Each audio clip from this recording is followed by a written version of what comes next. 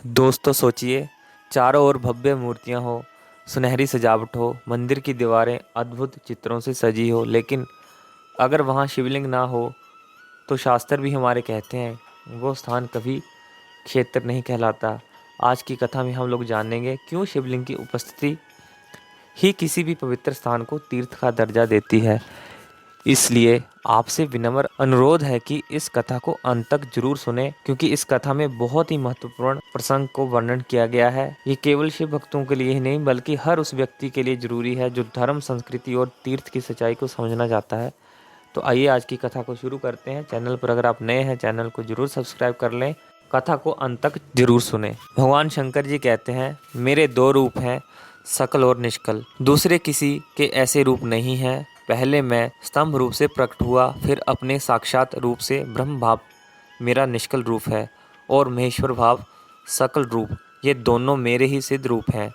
मैं ही पर ब्रह्मा परमात्मा हूँ। कला युक्त और अकल मेरे ही सब रूप हैं। ब्रह्मा रूप होने के कारण मैं ईश्वर भी हूँ। जीवों पर अनुग्रह आदि करना मेरा कार्य है। ब्रह्मा और केशव, मैं सबसे बृहत और जगत की वृद्धि करने वाला होने के कारण ब्रह्मा कहलाता हूँ। सर्वत्र समरूप से स्थित और व्यापक होने से मैं ही सबका आत्मा हूँ। सर्ग से लेकर अनुग्रह तक आत्मा या ईश्वर से भिन्न जो जगत संबंधी 5 कृत्य हैं, वे सदा मेरे ही हैं। मेरे अतिरिक्त दूसरे किसी के नहीं हैं, क्योंकि मैं ही सबका ईश्वर हूँ। पहले मेरी ब्रह्मा रूपता का बोध कराने के लिए निष्कल लिंग प्रकट हुआ था।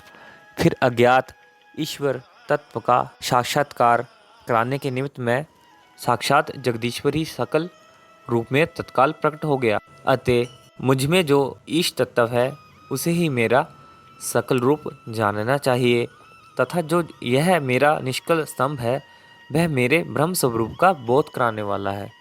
ये मेरा ही लिंग चिन्ह है।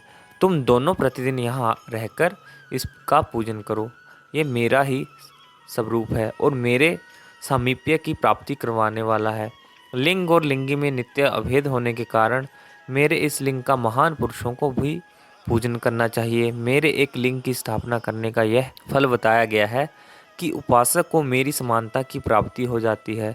यदि एक के बाद दूसरे शिव लिंग की स्थापना कर दी गई, तब तो उपासक को फल स्वरूप मेरे साथ एक तब सायुज्य मोक्ष रूप फल प्राप्त होता है। प्रधानतः शिवलिंग की ही स्थापना करनी चाहिए। मूर्ति की स्थापना उसकी अपेक्षा गौण कर्म है। शिवलिंग के अभाव में सब ओर से सवेर मूर्ति युक्त होने पर भी वह स्थान क्षेत्र नहीं कहलाता। भावार्थ, शास्त्र कहते हैं कि क्षेत्र का दर्जा मिलने के लिए वहाँ शिवलिंग का होना अनिवार्य है।